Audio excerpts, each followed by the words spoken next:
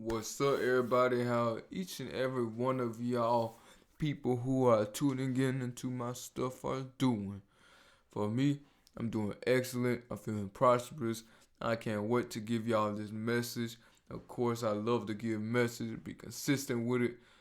Through consistency, it's always gonna be prosperous at the end. But yeah, on a good note, I hope y'all are doing wonderful. I'm doing wonderful. I'm thankful that I'm still living today. All right. If you care to volunteer my cards, I'll send them to your PO box, or I can just send them to your mail. I can send them to your mail address or however you want them to be sent. All right. So we're gonna get started with this message. Now that I know that each and every one of y'all having a wonderful day, or if you're not, let me speak a little bit louder. Or if you're not having a wonderful day, you're going to have a wonderful day after this video shoot. Well, anyways, today is about not reciprocating. Now, ooh, I felt that even through saying the phrase, the title, not reciprocating. There's a lot of things we don't reciprocate, and then we try to get on to other people about not reciprocating. Sometimes people get on to us about not reciprocating, but yet there's other areas in their life they're not reciprocating. We're all hypocritical for the reciprocation game. There's always a gap in reciprocation that we don't fulfill amongst other people. So we are all hypocrites. All right, I'm a hypocrite because there's some areas I reciprocate largely in, but in other areas I'm like, I'll do a little reciprocation because everybody has their differences, everybody has their flaws, everybody has the ways they run their life. So that's when you can decide to get to face the differences, get into a unit as a whole, and decide to accept each other for who y'all are. But anyways, number one, why do you deal with it? Why do you deal with not receiving reciprocation? I'm talking about you doing a whole 90 and that whole person just doing 10. Like, come on. Like, think about, okay, this is how it should be. All right, I'm the quarterback, throwing 90 yards. All right. I'm giving you the hand. I'm giving you the hand, giving you the blessing. Then you running 90 yards, right? Sometimes I'm gonna give you the blessing and you're gonna have to run for it. You're gonna have to work for it. Meaning my blessings come through words. Some people have to earn to be my accountability partner because I know how those certain people are. So I'm handing off handing it off, but your only job is to make sure that you want it bad enough. So you make it to the 90 and you catch. All right, that's how it should be. Same thing the other way around. Somebody throwing me a pass for a way of opportunity. I'm gonna run that 90 yards to get it. Then the 10, and it's this the 10 is always the easiest. The 10 will be the easiest because the constant work is gonna be the hardest. But once you get close to the finish line, you like, shoot, I'm gonna sprint this thing out. I got all this momentum. I got the opportunity now. Since I got the opportunity, I'm gonna run with it. And then there's some people who half give, some people that half receive. Some people want to just go throw the 30 yards. They expect you to do the 70. That's pretty much life. The government give you a 30. They give you a hot 30. They be like, all right, no, 60. Let's just say 60. All right, 60. But you got to run the whole 40. Might as well say half and half. We'll give you the 50. We'll give you the 50, but you got to run. But we gonna toss the 50 off to you. But you gotta run for the 50. That's not how it's supposed to work. That's not how it's supposed to work. It's supposed to have the formula first, then the experience comes, and then you do the dash to the finish line. But unfortunately, that's how some people are. They don't want to. They don't want to go all in for you. And when I'm talking about reciprocation, then things can be 50-50. But when I'm talking about opportunities and blessings, they want to do the 10 while you go to 90. It doesn't work like that. Or the person receiving it, the person receiving it would do 20. I mean, would have to do 20, but they want the thrower to do 50%. I mean, not 50%, do 90%. No, you can't do that. No, you can't do that. Life doesn't come with how we want it to come. So, but back to reciprocation. If we're talking about reciprocation, then sure things can go half and half, but nothing will ever be half and half in life. Nothing will ever be. I see marriages. Nothing's ever half and half. One person might be down, and they're all the way down to a 20.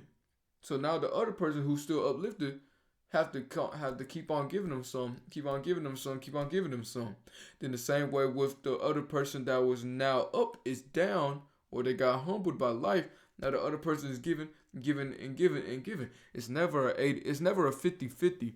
Life is not 50-50 because life is not fair, but life is what you make out of it. So if you're a descendant of slaves, life has never been a 50-50. Life is what you make out of it. So how come we're descendants of these people that have been enslaved? We should already know that life will not be 50-50 because you know that they still want us in their control. So how we can't expect things to be 50-50 because we were never granted 50-50. You feel me? Like, we can't automatically assume, hey, I want 50-50 or I'm leaving. No, that's not how it works. We're not even getting life 50-50. How are you going to ask for somebody to give you 50-50? That makes no sense. Shoot. We don't even give God 10% and he give us more than 100%. We're not reciprocating with the Lord. Life is not a 50-50 ball game. Some people start off with the ball first and they get the advantage. Some people start off with defense first and they get the advantage. It's not a 50-50. It can never be a 50-50.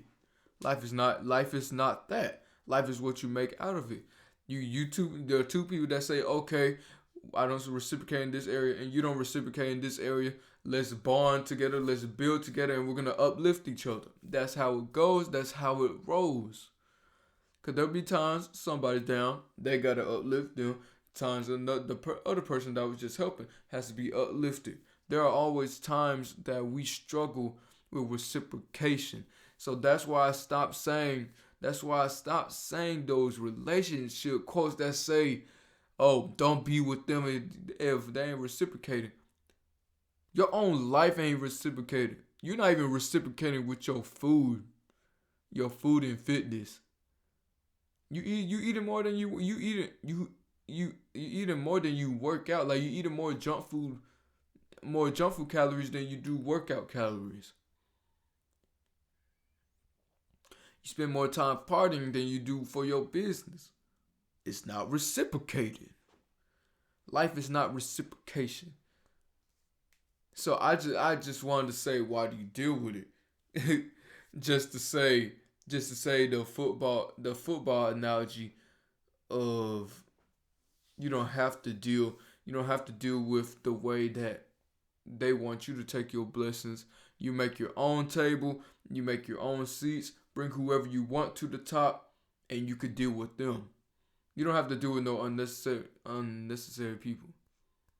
But number two, the damage of holding things in. So sometimes when you're not elevated in the mind, you tend to damage yourself when you hold things in. But soon you have to I had in my no anger journal, I had to realize that Jesus went through he went through temptation, he went through suffering, he went through physical and mental suffering. He bled blood. No, it was first what? No, first tears, then sweat, then blood. I was like, oof, couldn't be me. I'm sorry.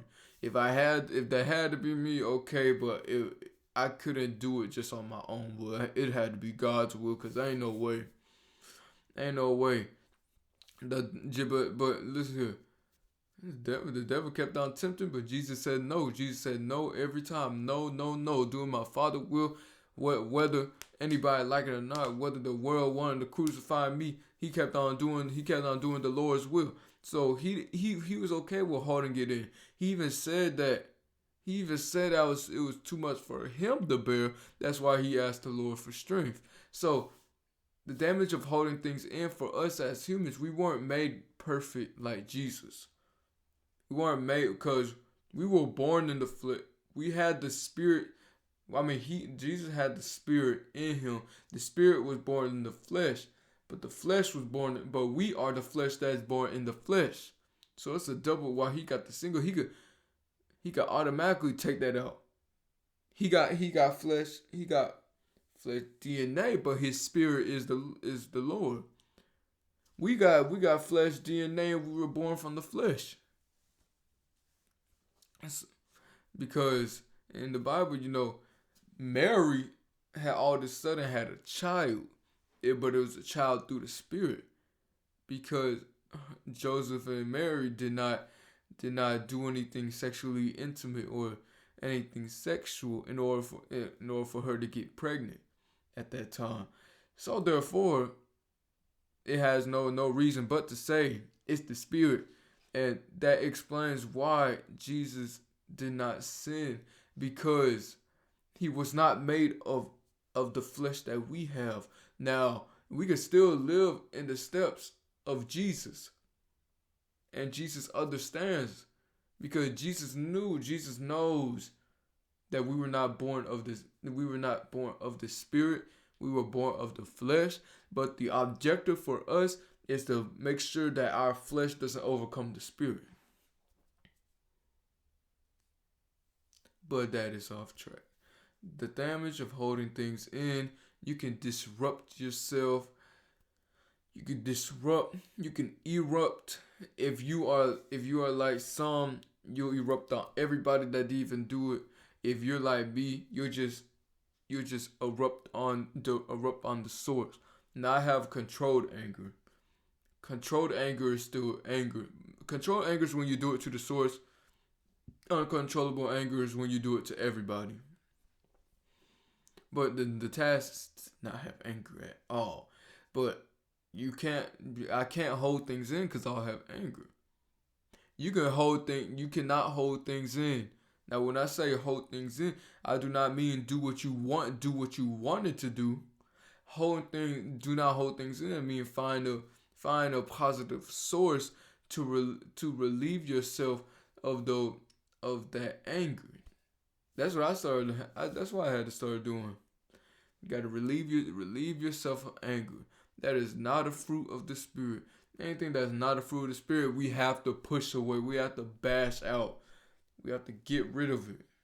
Always have to get rid of it. It's not needed. It should never be welcome in us.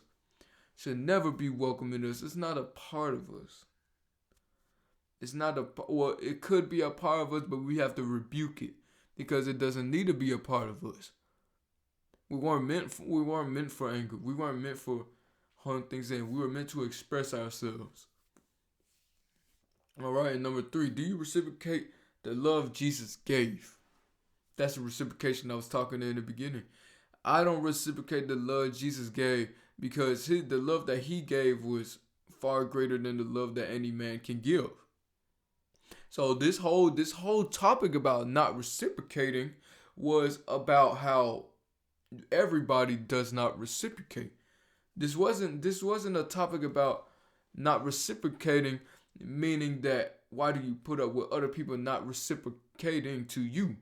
This topic was to talk about our flaws and talk about other flaws and talk about and compare our reciprocation to Jesus' reciprocation. And at the end, I wanted to show y'all that we all do not reciprocate in areas, and that we have no reason to point out people for not reciprocating in other areas. Just because you are strong in this area does not mean that person has to be strong in that area. Just because you are weak in that area doesn't mean that the other person has to be weak in that area. There was no human that was made the same. So therefore, there's always going to be an argument about reciprocation. Now, it doesn't have to be the legit reciprocation word, but there's gonna be areas where, hey, I don't like this. Why you do things like that? Because that's a form of wanting to be reciprocation, wanting to be reciprocated in your form of reciprocation. It involves everything. Is really life is not reciprocated. Life cannot ever be reciprocated. Look at the herbivores and the omnivores, the herbivores and the carnivores. They can't be reciprocated. Could the herbivores can't fight back. Life is not reciprocated. So yeah, we don't give the love that Jesus gave us. We don't give the love that the Lord gives us because we can't. It's not even in us to do it. And if we tried our best, we still couldn't. There's no way. There's no possible way. But the Lord understands that. So he enjoy he is sad he is no not satisfied. He is pleased with us trying. He is pleased with us showing love. He's pleased with us showing care amongst one another, not envying neighbors amongst neighbors. He understands. He understands all of us. We all want somebody to reciprocate in areas that we are strong in, but the Lord did not make two humans alike. No matter how much you say, "Oh man, that my twin over there, man, he just like me." There's one part of that. There's one part of he or she that you do not know about that they have not told you about. No person was made alike, and it was meant like that for a reason. Now, the reason that the Lord made it that way, I do not know. I just know we were all made with different gifts and different talents, and that where some two people might have the same talent but different ways. So it's really not the same talent; it's just the same category. So, and I don't now the wonders of that part of the wonders of the Lord I do not know because the Lord is works in supernatural ways. He's super extraordinary. So people trying to be intellectual about his works that can never work. So I'm glad that I can have this talk today. I hope you all enjoyed this talk. I hope I was able to change how y'all feel about reciprocation. And again, if you care to distribute my cards, I can send them to the P.O. box or I send to your mail address. Then we can get started from there, or however you want me to send them to you.